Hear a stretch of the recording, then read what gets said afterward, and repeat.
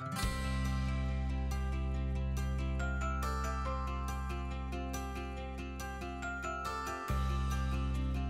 I'm Jim Rapoza, Editorial Director with Tech Pro Essentials. And with me today is Phil Dunkelberger. Phil was originally CEO and co-founder of PGP, which was one of the legendary security companies that basically enabled a lot of the encryption that we use today. And Phil is now president and CEO of Knock Knock Labs. We're here today to talk about FIDO, which really has nothing to do with dogs. It's about improving the way we authenticate today, and to a large degree, getting rid of passwords, which I think a lot of people will be really happy to see happen. So thanks for coming, Phil. And tell us a little bit about FIDO and what's happening with it right now. Yeah, FIDO is essentially designed to make common things you use, like a camera, a voice print, being able to speak into a microphone, or something as exotic as fingerprint sensors. So think of different ways that you have on devices to interact with it, making those a multi-factor authentication, a much stronger way of authenticating.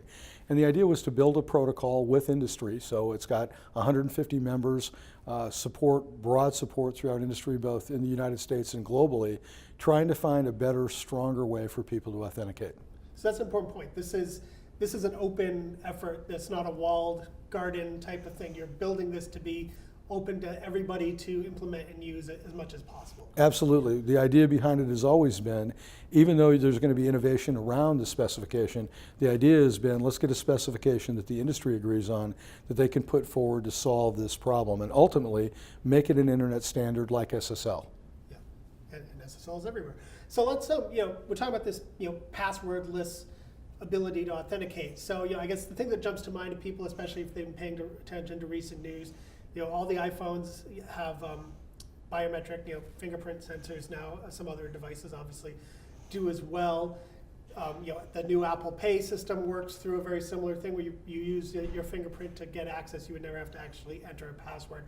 So we talk about basically sort of taking those type of things as well as other, like maybe your iPrint or retina scan or voice identification or some of the other more exotic biometric methods out there, and basically using that for everything you might access, whether it's Facebook or your bank site or any app that requires secure authentication? Yeah, the fundamental idea behind it is that there's a range of things that you want to use. Biometrics is just one. Popularized by Apple now with the fingerprint reader. They've been around for a long, long time. Apple has popularized that, of course, with the inclusion with the 5 Series phones.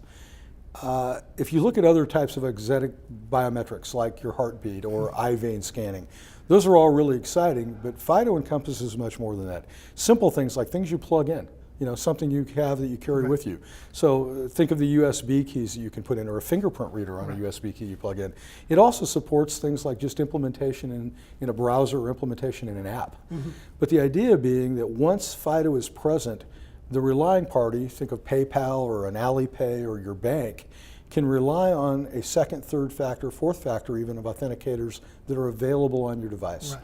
And the beauty of FIDO is it enables it, it's plumbing, so to speak, but really good plumbing that allows you to take advantage of those new kinds of authenticators. Right. So, and you mentioned, so they're also, you can implement this in sort of a two-factor method, like you said, something you have, something you know type of model, where so you would have FIDO on a device, USB key, whatever, and you might enter a PIN or something for the second factor? My personal favorite is secure PIN. Yeah. Because the way FIDO works, it makes secure PIN or simple PIN entries as viable as a long, complicated password. Right. I know that's hard for most people to understand, but really the way FIDO works is you're not doing anything where you're storing something like you've done in the past, like your username and password, in a big database in the cloud or on a server someplace.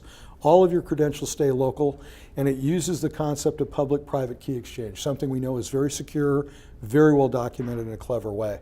So it basically exchanges keys. You have a private key that you always keep on your device. It has a public key that's stored with your account, and the only thing anybody could ever get access to is a public key, which is useless without your device and the private key.